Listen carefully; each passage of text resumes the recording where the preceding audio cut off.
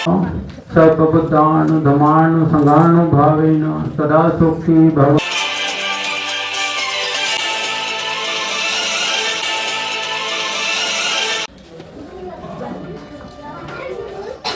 महाकारुणिक तथागत गौतम बुद्ध, प्रियदर्शी सम्राट अशोक, क्रांतीसूर्य महात्मा ज्योतिबा फुले, क्रांतिमाता सावित्रीबाई फुले, विश्वरत्न परमपूज्य डॉक्टर बाबासाहेब आंबेडकर यांना त्रिवार वंदन करते। आजच्या या ओबीसी धम्मदीक्षा समारोहामध्ये उपस्थित असलेल्या या विचार मंचावर आजचे जे प्रमुख अतिथी आहेत त्यांना मी त्रिवार वंदन करते। तसेच अतिथी देवो भव असं म्हणतात म्हणून मी वंदन करते। तसेच या कार्यक्रमामध्ये उपस्थित असलेले धम्म अनुयायी यांना मी मैत्रीपूर्ण जय भीम करते। मी रंजना सुरजुसे, मी 2011ला धम्मदीक्षित झालेले। दादांनी आता जस्ट की धम्म स्वीकारल्यावर माणसाच्या जीवनामध्ये कसे बदल घडतात त्याचं एक उदाहरण मी सुद्धा आहे। पूर्वी मी हिंदू समाजामध्ये, भोई समाजामध्ये माझा जन्म झाला। त्यानंतर धम्मदीक्षा घेतल्यानंतर 2011ला धम्मदीक्षा झाल्यानंतर मी धम्म आचरण स्वीकारलं आणि त्या अंतर्गत जी प्रगती झाली ती मला असं वाटतं की ती खूप लक्षणीय आहे, माझ्यासाठी तरी लक्षणीय आहे। आज या कार्यक्रमाला थोडा उशीर झाला कारण की सकाळी आज 25 डिसेंबर या दिवशी महिला मुक्ती दिवस आम्ही साजरा करतो। कारण की याच दिवशी परमपूज्य डॉक्टर बाबासाहेब आंबेडकरांनी महाडच्या सत्याग्रहामध्ये मनुस्मृती या पुस्तकाचं दहन केलं होतं। वर्षानुवर्षे चालत असलेल्या परंपरा, रूढी आणि जी विचारसरणी त्या मनुस्मृतीमध्ये होती, ज्यामध्ये 4 विभाग होते, ब्राह्मण, क्षत्रिय, वैश्य आणि शूद्र, आणि त्याच्या पलीकडे असणारी एक 5वा वर्ग म्हणजे महिला।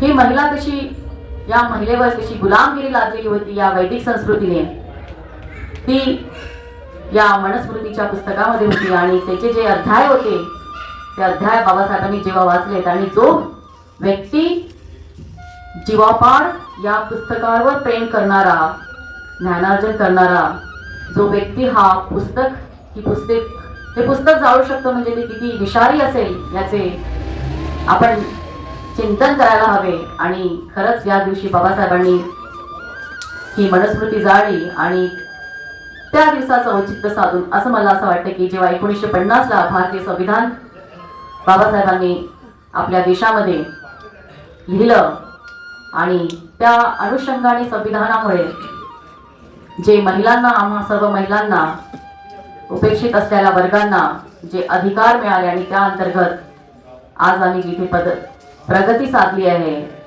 त्यासाठीच बाबासाहेबांना अभिवादन करण्यासाठी स्त्रीमुक्ती दिन आम्ही साजरा करतोय। त्या अंतर्गत अमोली मैत्री संघ कडून एक बाईक रॅली निघते सकाळी 8:30-9च्या दरम्यान कॉटन मार्केट, सावित्रीबाई फुले ना माल्यार्पण करून, ज्योतिबांना माल्यार्पण करून आम्ही संविधान चौकामध्ये येतो। तो हा एक कार्यक्रम असतो, तो जवळपास 11:30-12 पर्यंत चालतोच, त्याच्यामुळे इकडे यायला उशीर झाला।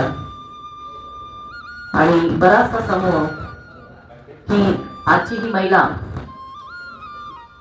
विद्या संपन्न आहे, आर्थिकतेने संपन्न आहे, म्हणजे तिची आर्थिक बाजूही आता बळकट झाली आणि ही संविधानामुळे झाली। तसं तर संविधानामध्ये बौद्ध धर्मामध्ये असलेले तथागतांचे जे जे काही वचन आहेत, जे जे त्यांनी सांगितलेल्या पाली भाषेमध्ये जी काही त्यांनी आपल्याला उपदेश केलेला आहे तोच उपदेश आपल्याला संविधानामध्ये दिसून येतो।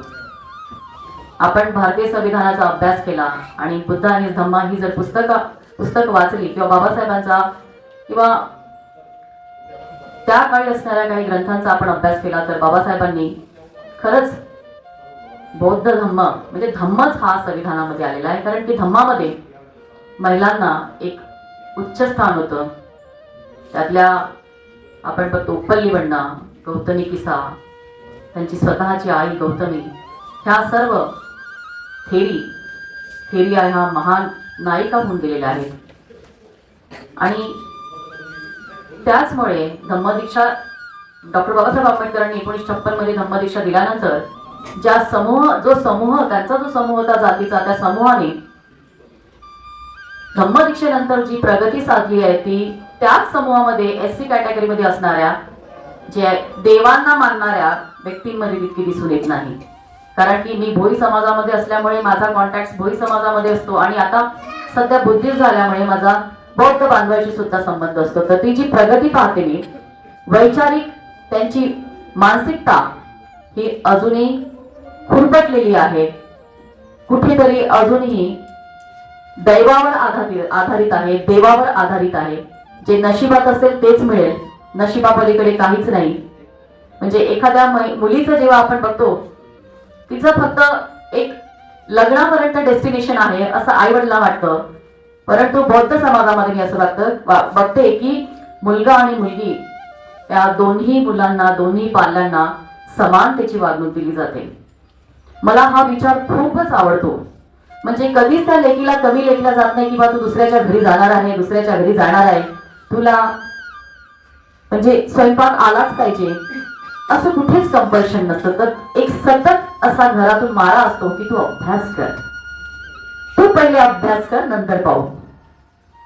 मी ज्या घरातून आलेली आहे, माझ्या आई वडील 10वी, माझे बाबा पोलीस डिपार्टमेंट मध्ये, त्याच्यामुळे आमच्याकडे एकदम स्ट्रिक्ट वातावरण आणि मुलांचं जास्त महत्व असतं की हा वंशाचा दिवा असल्यामुळे त्याला एक वेगळी वागणूक, आणि मुलगी ही दुसऱ्याच्या घरी जाणारी असल्यामुळे तिला एक वेगळी वागणूक.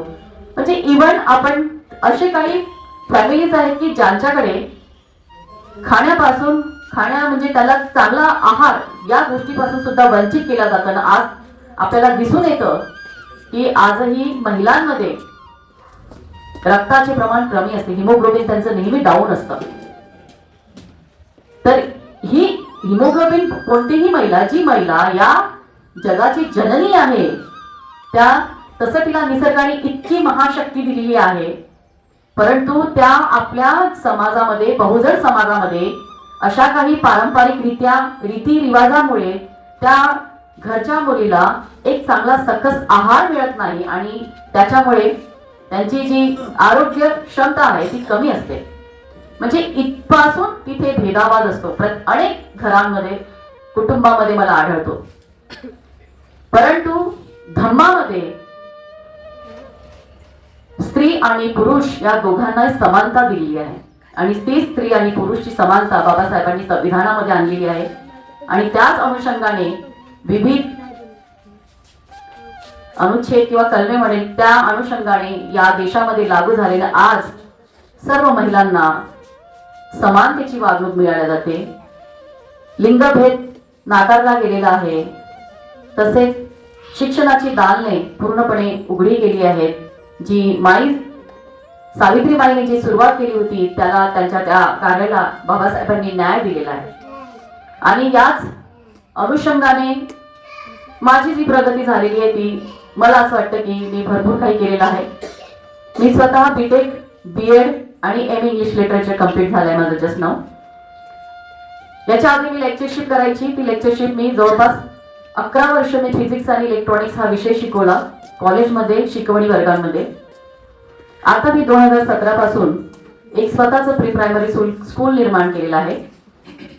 ज्या अनुषंगाने तिथे जे लहान मुलं असतात 3 ते 5 वर्षाची, त्या मुलांना आपले धम्म संस्कार म्हणजे पंचशील, जसं खोटं बोलू नये, चोरी करू नये, या छोटे छोटे जे पंचशीलचं तत्व आहे ते पंचशीलचं तत्व आम्ही त्या स्कूलमध्ये देण्याचा प्रयत्न करतो की त्या स्कूलमधला, आमच्या शाळेतला जो कोणी विद्यार्थी निघेल तो एक भारतीय खरंच नागरिक असेल असं मला वाटतं. त्या अनुषंगाने आज 9 वर्ष झाली आहे ती शाळा चालू आहे आणि चांगला प्रतिसाद आहे. आता जवळपास माझ्याकडे 98 स्टुडंट आहेत प्री प्रायमरीचे, जस्ट ओनली नर्सरी, KG1 आणि KG2. हे माझं एक कौटुंबिक प्रगती म्हणेल. माझा एक मुलगा आता MBBS करतोय, फर्स्ट इयरला आहे, सेकंड इयरला गेलेला आता, आणि मुलगी तिचं B+MBA होऊन आता ती सध्या जॉब करते आणि आता पुढच्या महिन्यात ती जर्मनीला सुद्धा जाणार आहे. तर ही अशी एक प्रगती साधल्या गेलेली आहे. कधी कधी विचारायचं सर की जर मी धम्मदीक्षित झाले नसते तर मी अंधारातच कुठेतरी धुनी भांडी हेच करीत राहिली असते. तर हा सर्व म्हणजे जस्ट आपण दीक्षा घेतली, 22 प्रतिज्ञा अंगीकृत केल्या, परंतु त्या आचरणात नाही आल्या तर मला नाही वाटत की कोणत्या व्यक्तीची प्रगती साधू शकेल. मला जसे जसे विचार येत गेले तसे तसे मी अनेक मला आश्चर्य वाटतं की मी इतक्या म्हणजे ज्याचा कुठलाही 35 वर्ष कोणत्याही व्यक्ती म्हणजे एका चांगल्या व्यक्तीसोबत किंवा जे इंटेलेक्च्युअल पर्सन्स असतात त्यांच्यासोबत माझा कधीही संबंध आलेला नाही. परंतु जेव्हा मी धम्मदीक्षित झाले तेव्हा मी 2 वर्ष सतत पुस्तके वाचली आणि त्यानंतर अनेक ठिकाणी मला प्रबोधन देण्यासाठी सुद्धा बोलावले जाऊ लागले. तथागत बुद्ध विहारामध्ये एक संडे स्कूल चालायचा, तिथेही मी एव्हरी संडे प्रेझेंट राहायची. माझा मुलगा राहायचा आणि मला इतका आनंद वाटतो की माझ्या मुलांमध्ये सुद्धा ते बौद्ध संस्कार आले आणि खूप म्हणजे त्यांचं इतकं ब्रॉड माइंड आहे की ते कधीही कुठेही वाईट गोष्टी करणार नाही याची शाश्वती आहे.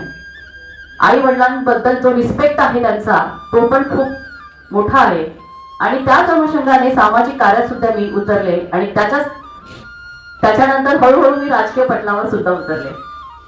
2022 मध्ये भैया आणि मी एक सिनेटचं इलेक्शन सुद्धा लढलो त्या युवा ग्रॅज्युएट फोरम अंतर्गत.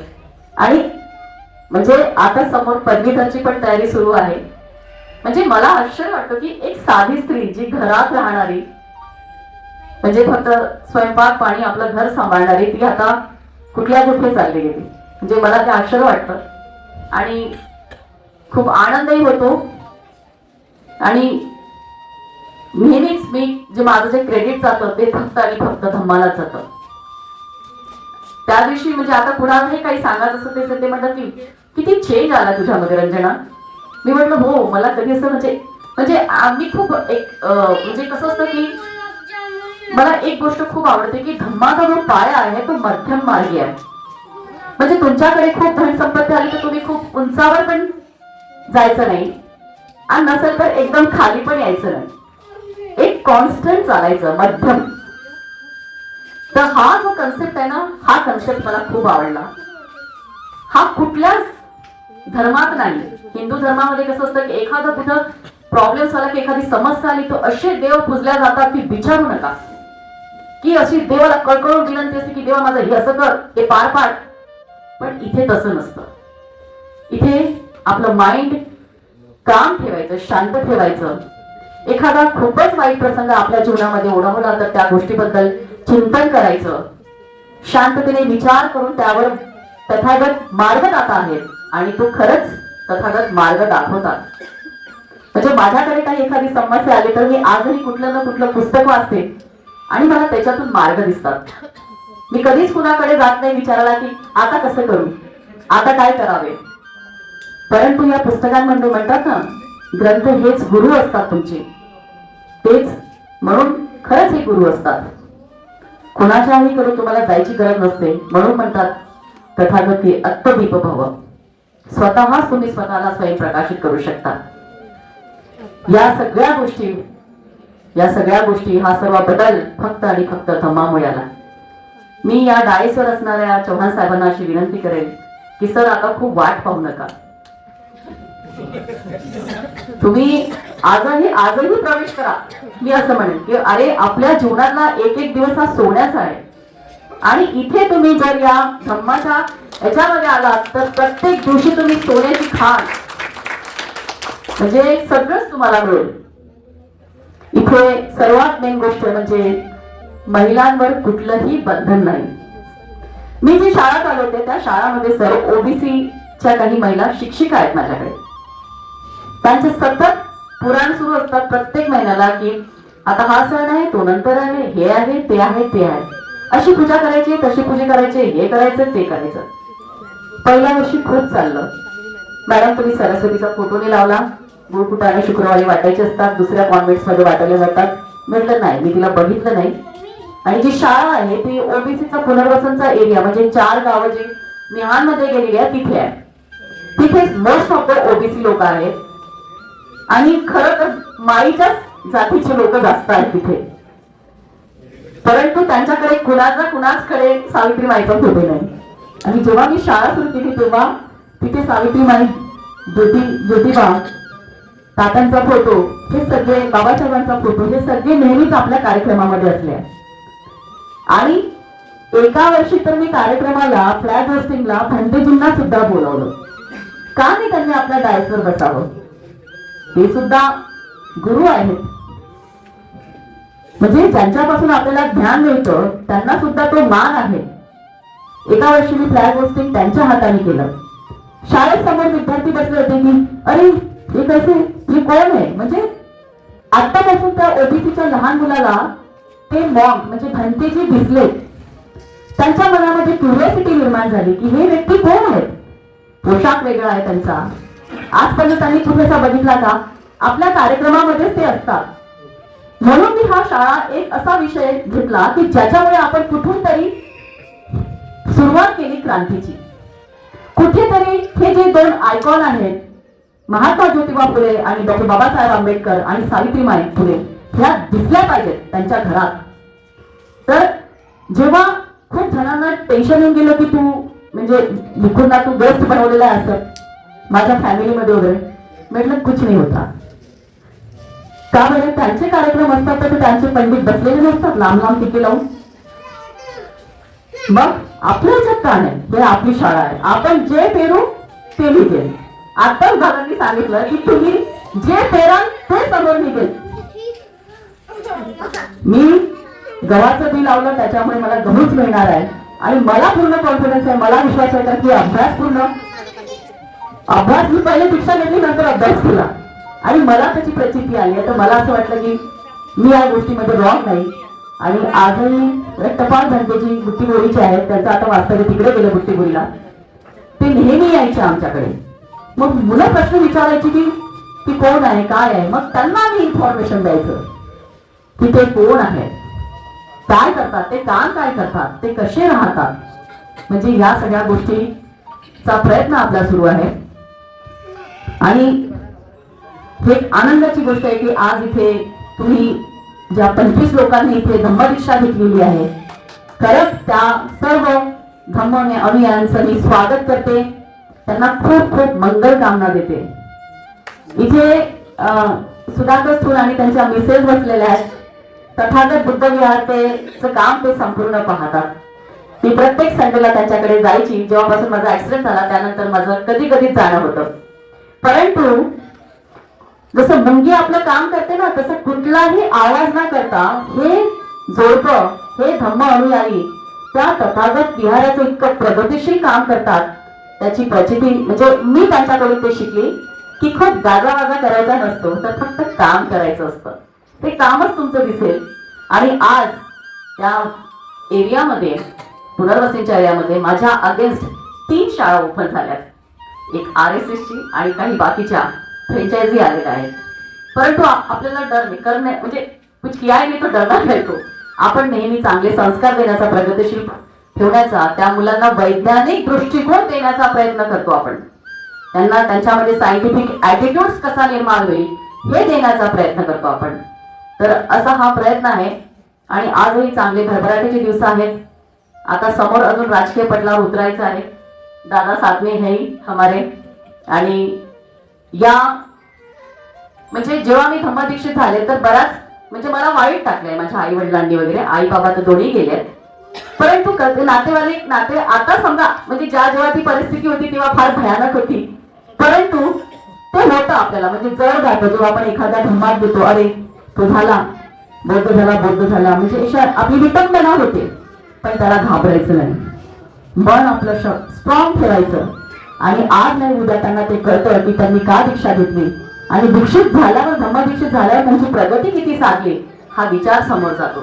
आणि आजही ते म्हणतात की सचवे म्हणजे हिने खूप काही करून दाखवलं. तर या सगळ्या गोष्टी निव्वळ धम्मामुळे झाल्या. आणि मला इथे दादाने एकदम दाईसरच बसून टाकलं की माझी हे नाही. परंतु एक जो मान दिला त्याबद्दल दादा तुमचे धन्यवाद. आणि इथे जे उपस्थित असलेले आहेत धम्म अनुयायी, त्यांनी खरंच म्हणजे मला असं वाटतं की हॉल भरलेला असावा. 1956चे जे बुद्धिस्ट आहेत त्यांनी जरूर इथे प्रेझेंट राहावं, ज्याच्यामुळे बाकीच्या लोकांना प्रेरणा मिळते, ऊर्जा मिळते.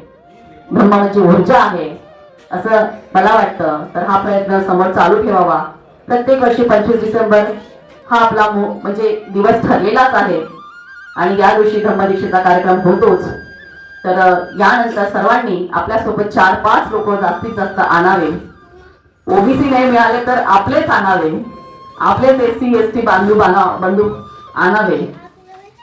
काही तर आता ब्राह्मण पण कन्वर्ट होत आहेत, तेही विचारसरणीला आता साथ देतात. ऑलरेडी ते बुद्धिस्ट आहेत, त्यांची कार्यकारिणी पूर्ण बुद्धिस्ट मेथोडॉलॉजीने चालते, ते आपल्याला दाखवत नाही. ही अशा सगळ्या गोष्टी आहेत. तर सर्वांनी वाचन करावं, लहान मुलांना मोबाईल देऊ नये, मुलांना मोबाईलमध्ये जास्तीत जास्त इन्व्हॉल्व ठेवू नये, ही सर्व पालकांना माझी नम्र विनंती आहे. त्यांच्या सोबत असताना तुम्ही सुद्धा मोबाईल बघू नये. तू अभ्यास कर, त्याला पुस्तक देताना आपण सगळा मोबाईल मध्ये तुमचं सुरू असतं. तर या गोष्टी थांबवा, कारण की याचे प्रकार फार भयानक असतील. सतत इंस्टाग्रामवर किंवा त्याचे रील्स पाहतात, त्या रील्स पाहिल्याने त्यांच्या मेंदूवर काही जो परिणाम होतो की विदिन अ सेकंड मध्ये ते क्षण बदलतात, त्याच्यामधल्या सब्जेक्ट बदलतात, त्याच्यामुळे मुलांच्या डोक्यावर फार परिणाम होत आहे. आज माझ्या शाळेमध्ये येणारे 4-4 वर्षाच्या मुलं बोलत नाही, त्यांना स्पीच थेरपी द्यावी लागते. पूर्वीच्या जमान्यामध्ये असं नव्हतं, पूर्वीच्या काही नव्हतं की ते 1.5-2 वर्षातच त्यांना शब्द फुटत होते. आता त्यांना 4-4 वर्ष लागतात शब्द फुटायला, कारण की आई वडील सुद्धा मोबाईल मध्येच एंगेज असतात आणि मुलांना काही रडला तरी त्याला मोबाईल देतात. पूर्वी मोबाईल नव्हते तर आई वडिलांनी सांभाळलं नाही का आपल्याला? त्याच्यात तुम्हाला का मोबाईल द्या असं वाटतो? मला हे आश्चर्य वाटतं. जेवत नाही म्हणून मोबाईल द्या. पूर्वीच्या काही मुलं जेवत नव्हते का? तुम्ही जेवत नव्हते का? म्हणून आपण टीव्ही लावून देतो. या सगळ्या गोष्टींचा थोडा आपण मोठ्यांनीच आवर घालायला पाहिजे, तर ती गोष्ट चांगली होईल. हा एक मी संदेश द्यायची मला म्हणजे वाटलं, कारण इथे सतत मुलं मोबाईल मध्ये आहेत, आई वडील त्यांना मोबाईल देत आहेत. तर म्हणून मी आवर्जून सांगितलं. त्याच्या अमोली मैत्री संघामध्ये आम्ही याच्यावरच काम करतो, मोबाईल फ्री संडे. मुलांवर, किशोरवयीन मुलांवर काम करत असते आणि असे बरेचसे आमचे उपक्रम असतात. त्या अंतर्गत आम्ही आमच्याकडनं जे काही होईल चांगलं देण्याचा प्रयत्न करतो. या आजच्या या महिला मुक्ती दिनी मी सर्व महिलांना खूप खूप शुभेच्छा देते आणि आज जे धम्म अनुयायी झालेले आहेत त्यांना समोरच्या धम्मदीक्षित जीवनासाठी खूप खूप मंगल कामना करते आणि इथेच थांबते. जय भीम, जय संविधान. नमस्कार दोस्तों, हमारे न्यूज़ चैनल न्यूज़ इंडिया को लाइक कीजिए, शेयर कीजिए एंड सब्सक्राइब कीजिए. हम मिलेंगे फिर. धन्यवाद.